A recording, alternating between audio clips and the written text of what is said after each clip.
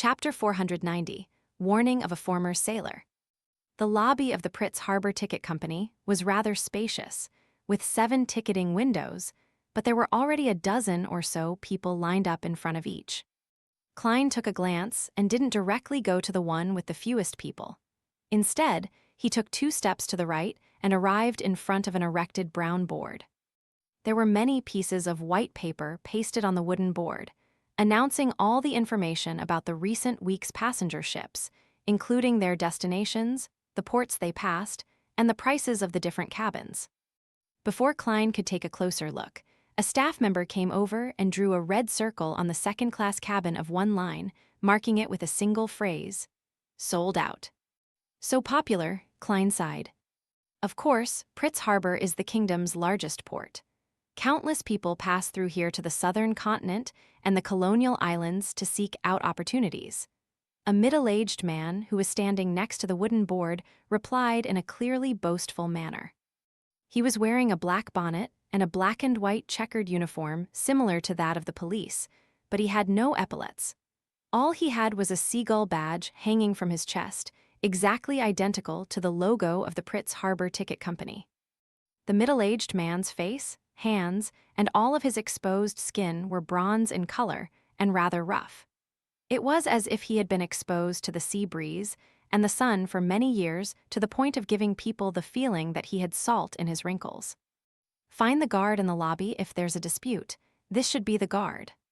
Klein remembered the things he had to pay attention to at the door. He didn't mind that the other party had taken the initiative to talk to him. He smiled and said, "You seem to understand this port very well." Hearing this question, the middle-aged man replied quite smugly, "I was once a sailor with the kingdom's navy, and their main base was located at Pritz Harbor's Oak Island. I served for 15 years and spent a long time in the sea around here. If it wasn't for East Balam's war destroying my health, then I could be a sailor for another 10 years. I know this port as well as I know my wife's body." A little cultured, but also a little vulgar. Klein casually chatted with him, having the intention of asking about news on the sea. "You became a guard here after retiring?" "No, I was crammed into a night school for 2 whole years as a student and as a gatekeeper. Holy Lord of Storms, can you imagine the scene of someone my age reciting with a bunch of teenagers? And they know and remember words faster than I do." The guard showed an expression that showed how unbearable it was to reflect on the past. As he spoke, he patted his thigh and sighed. "Unfortunately, my knees can't stand wet weather. Otherwise, I would be a part-time teacher at night. Those kids will make you feel young, but I won't deny that it's because I want to earn more money. When you have a wife and 4 children, you have to realize that you have to support your family." "Sir, you talk a little too much. Maybe that's why the ticket company hired you as a guard." Klein smiled and didn't continue with the man's topic. "I just saw the things to take note of at the door and found that canned wolffish are not permitted to be opened here.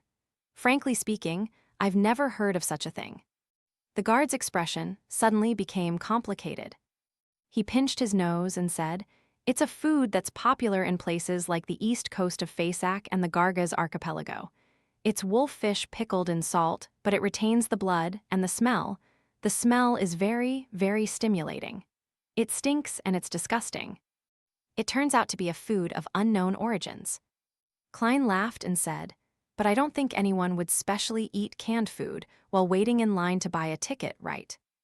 "No, you don't understand that feeling. Perhaps one day you will." The guard showed a look of lingering fear. "There was once a barbarian from the north who came here to buy a ticket. As there were already many people lined up in front, causing the hall to look like a barrel filled with fish, he became very anxious, so he opened a can of wolffish. In less than 10 seconds, only he and a few guys were left in the lobby. This is a biological weapon, an ordinary version of my biological poison bottle." Klein laughed.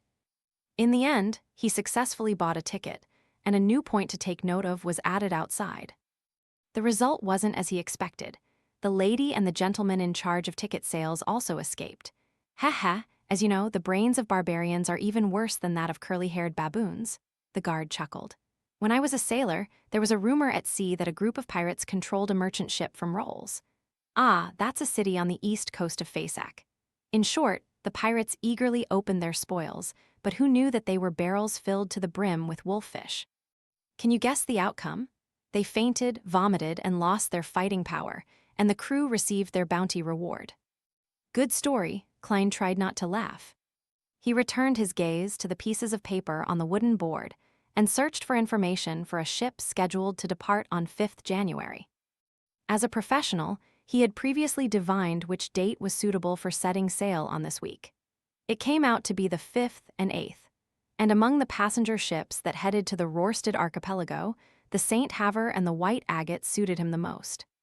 There are still tickets, and the prices are about the same: £4 for third class, £10 for second class, and £35 for first class.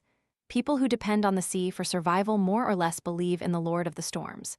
Even in countries like Intis and Fasak, there are fishermen and crew who secretly believe in this forbidden deity, in a bid to be safe out at sea. The name St. Havre originates from the Church of Storms. It has a certain background. Klein thought it over. He was inclined to choose the White Agate. Not in a rush to make a decision, he turned to look at the guard. "Do you know anything about the White Agate?" The guard immediately smiled. "Sir, you have a good eye.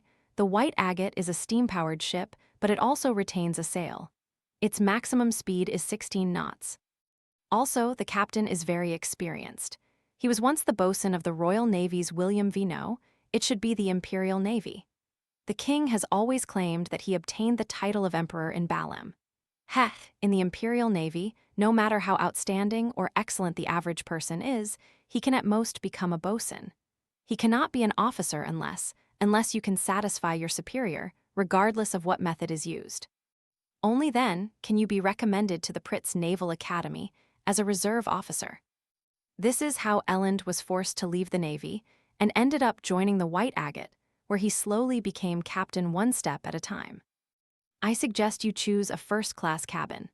That way, you'll have rooms for 3 to 4 servants, an attendant who has received etiquette lessons, an appointed chef who has excellent culinary skills, a quiet restaurant where you can enjoy the scenery, a special room for smoking cigars, and a place where you can gather and play cards. Hearing the guard's detailed explanation, Klein couldn't help but feel suspicious. Noticing his expression, the guard smiled in embarrassment. Elend was my boss in the past. He would often treat me to drinks and ask me to help him promote the first-class cabins. But you can rest assured that everything I say is true. This really isn't the problem, it's a problem with money. Klein silently said to himself. Having made up his mind, he asked after some deliberation, "Sir, what advice do you have for a maritime adventurer?"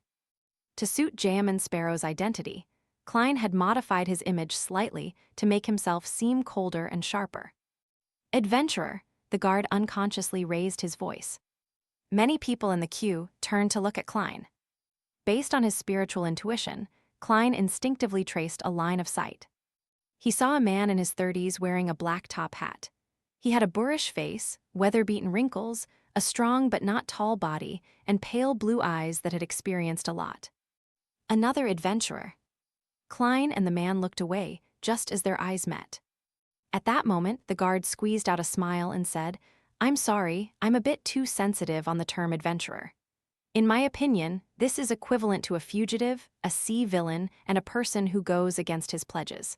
No, I'm not talking about you. You want sincere advice, you have to remember 3 things. First, do not provoke pirates. Second, do not provoke pirates. Third, do not provoke pirates. Unless you're a member of the Navy or the Church, do not go against the pirates. Don't be fooled by the enthusiasm of the island girls. They're either pirates or want you to take them to Pritz, to Backland. It's not entirely their fault. In order to cheat them of their bodies, many sailors, crew, and passengers paint them a very attractive metropolis and a very beautiful life, then kick them out of their beds and abandon them, leaving them in their original spots. What a bunch of vile people. In this era, people who live on the sea can't be too kind. Is the order at sea that bad? Pirates are this rampant." Klein nodded and said, "Thank you, I know what to do now." Saying this, he walked over to the line with the least number of people. Behind him, the guard shouted, "And the legends of treasure at sea are all fake." After buying a second-class ticket for the White Agate, Klein returned to the hotel and waited patiently for the night to descend. In the process, he had enjoyed the most famous fried fish in the Pritz Harbor. He thought that the taste was pretty good, but he definitely couldn't accept eating it all the time. When it was close to 8 o'clock, he went above the gray fog, holding the badge from Lanevis in one hand and writing the corresponding sentence in the other. The situation of the gathering this time. Tick-tock, tick-tock. When his pocket watch struck 8, he closed his eyes, leaned back in his chair, and began to recite the divination statement.